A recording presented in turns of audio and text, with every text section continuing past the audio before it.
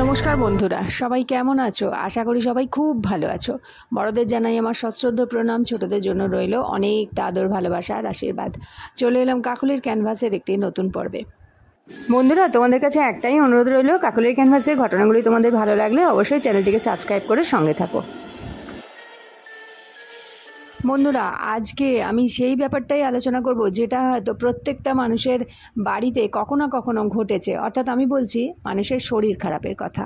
মানুষের শরীর খারাপ কখন হতে পারে কে বলতে পারে, কিন্তু সেই সব মানুষরা যখন কোনো হসপিটালে যায় বা নার্সিংহোমে যায়, তখন তাদের যারা পরিচিত আত্মীয় তারা সেখানে স্টে করে।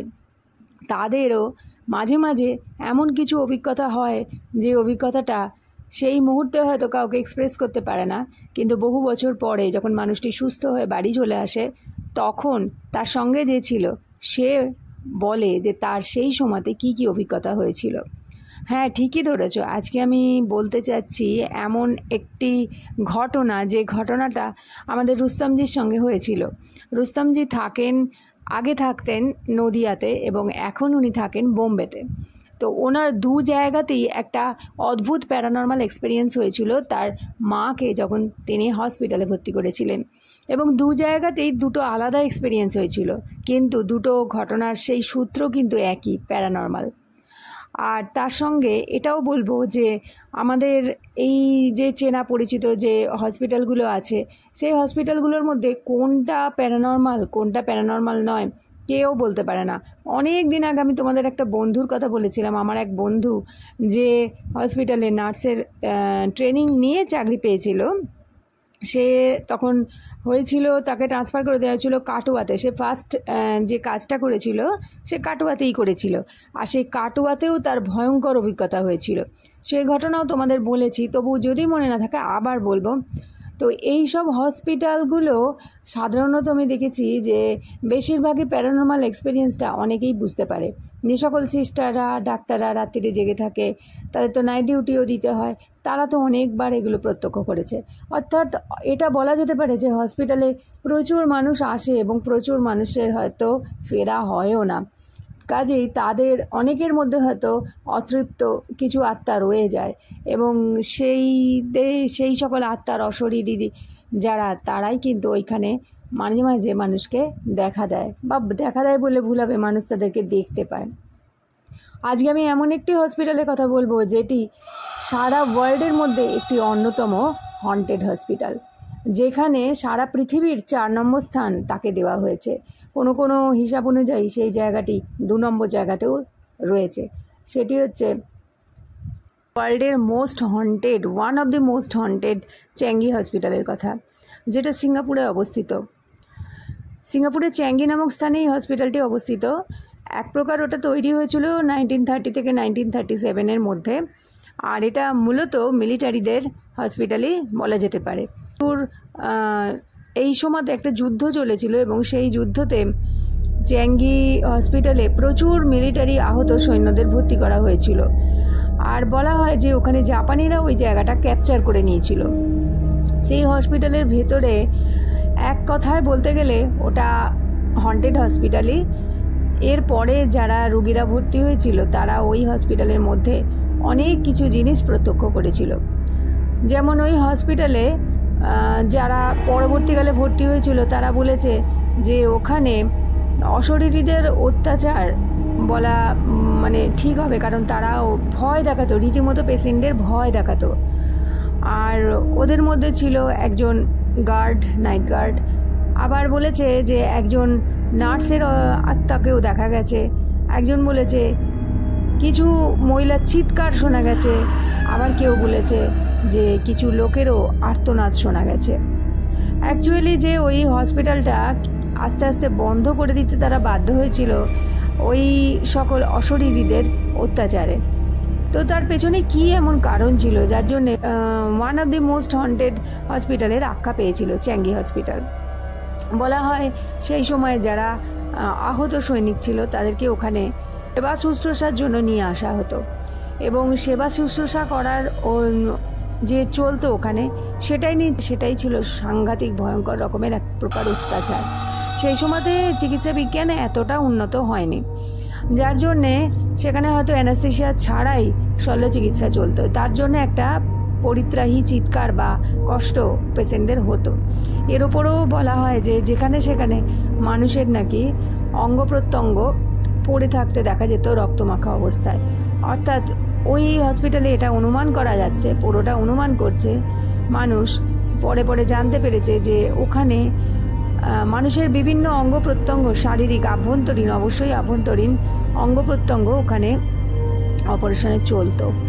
তো এইসব বিভিন্ন কারণে ওই হসপিটালটা দেখা যেত যে রোগীরা ওখানে যারা ভর্তি হতো তারা আর কোনো সময় সুস্থ হয়ে বাড়ি ফিরে আসতো না, এবং ওর ফলেই ওই সকল অগন্তি মানুষের প্রেতাত্মা ওই হসপিটালে ভিড় করে আছে।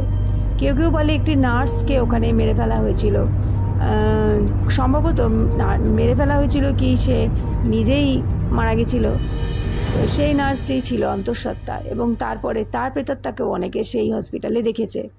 পরবর্তীকালে যখন রোগীরা ভর্তি হতো তারা এই সকল প্রেতাত্মাদের উপস্থিতি খুব ভালো মতো টের পেত।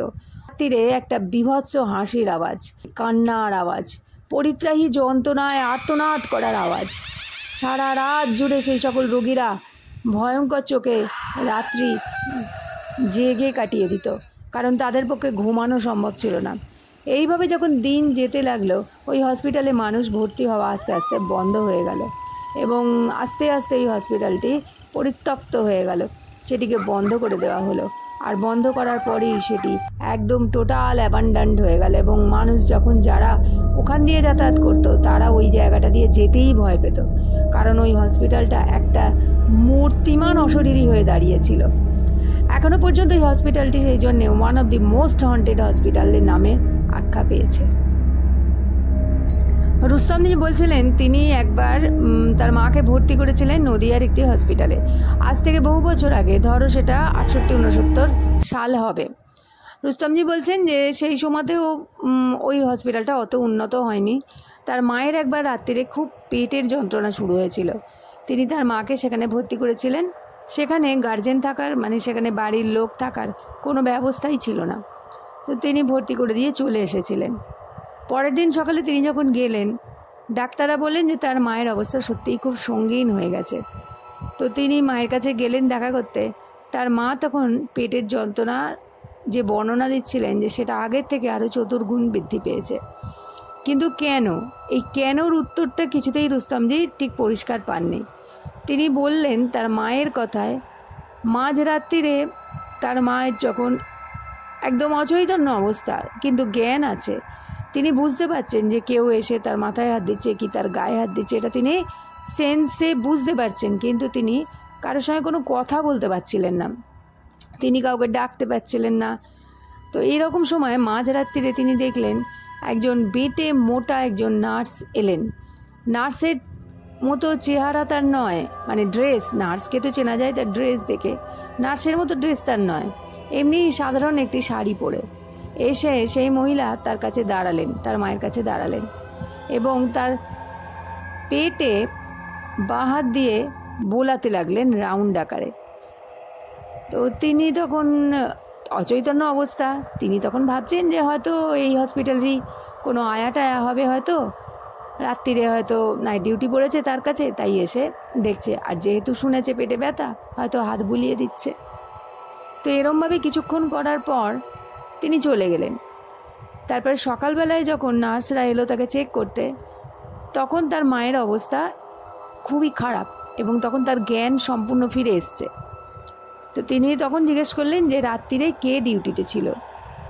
তো নার্সরা বললেন যে ডিউটিতে তো একজন কেউ ছিল না, অনেকজনই ছিল। তো তিনি বললেন যে চেহারাটার বর্ণনা দিয়ে বললেন যে অমুক একজন ভদ্রমহিলা এসে ওনার পেটে হাত বুলিয়ে দিয়ে গেছেন, আর তারপর থেকে তার যন্ত্রণা 3 গুণ বেড়ে গেছে। তো তারা তখন ওই রকম দেখতে কেউ ওখানে যে নেই সেটা জানালো, এবং যতজন ছিল নাইট ডিউটি করেছিল প্রত্যেককে এনে রুস্তমজির সামনে দাঁড় করালেন। রুস্তমজি তো যেহেতু চেঁচামেচি করছিলেন, উনি বললেন যে আপনাদের ভরসায় রেখে গেছি, তাহলে কে এলো এখানে, আপনারাই চিনতে পারছেন না আপনাদের লোক, হসপিটালের মধ্যে ঢোকে কি করে। তো যাই হোক, সবাইকে ডেকে আনা হলো, রাত্রিরে যারা ডিউটি দিয়েছিল তাদের প্রত্যেককে দেখে রুস্তমজির মা বলল যে তারা কেউ নয়, কারণ কেউ ছিল খুব রোগা, কেউ ছিল লম্বা, এরকমই। কিন্তু রুস্তমজির মা যার বর্ণনা দিয়েছিলেন সেই মহিলা কিন্তু ওর মধ্যে ছিলই না, অথচ বাইরের কোনো মহিলার ভেতরে ঢোকার কোনো সম্ভাবনাই নেই। তো তখন রুস্তমজি তখন বললেন যে এ কী করে সম্ভব, যেখানে ওখানে বলছে যে ওরা ছিলই না, তাহলে ওর মা বলছে, ওর মাকে মিথ্যা কথা বলছে। তো যেভাবেই হোক এসব তর্ক বিতর্ক করে তো কোনো লাভ নেই। ওরাও বলতে পারলো না কে এসেছিল, আর রুস্তমজির মাও বোঝাতে পারলো না যে কাকে ডেকেছিল। তো সেদিনের পর ওর মায়ের পেটের যন্ত্রণা আরও দ্বিগুণ বৃদ্ধি পেয়ে গিয়েছিল। ডাক্তার, নার্স 3 দিন ধরে বিভিন্নভাবে চেষ্টা করে, অত্যন্ত পরিশ্রম করে তার মাকে কোনো রকমে সুস্থ করে বাড়ি পাঠাতে পেরেছিল, এবং একদিনের মধ্যে তার মায়ের শরীরে ডিটোরিয়েট করে গিয়েছিল। রুস্তমজি ওই জন্যে অনুরোধ করেছিলেন পরের দিন রাত্রির থেকে যেন কেউ অন্তত থাকে, তার জন্য তিনি আলাদা পে করবেন। তো একজন আয়াকে রাখা হয়েছিল, সে রাত্রিরে পাহারা দিত, এবং সেও বলেছে যে একজন ওইরকম চেহারার লোক সে রুস্তমজির মায়ের বেডের দিকে আসছিল, কিন্তু সেই আয়া টর্চ ফেলায় সে চলে গেছে। তো প্রত্যেকেই চমকে গিয়েছিল যে সে তাকে কেউ চেনেও না, জানেও না, ওখানে কেউ দেখেও নি, অথচ সে এসেছিল। তো এই হচ্ছে রুস্তমজির একটা অভিজ্ঞতার কথা তার মাকে নিয়ে, যে সেটা কে ছিল কেউ জানে না, কিন্তু তার উপস্থিতি তার মায়ের শরীরের অবস্থা খারাপ করে দিচ্ছিল। আর রুস্তমজি বলছিল যে বোম্বের একটি হসপিটালে, মানে মুম্বাইতে উনি থাকেন, সেখানের একটি হসপিটালেও তিনি নিজে প্রত্যক্ষ করেছিলেন, যখন তার মাকে আবার পরবর্তীকালে অনেক বছর পরে যখন ভর্তি করেছিলেন, সেখানে তিনি বাইরে অপেক্ষা করছিলেন সারা রাত জেগে।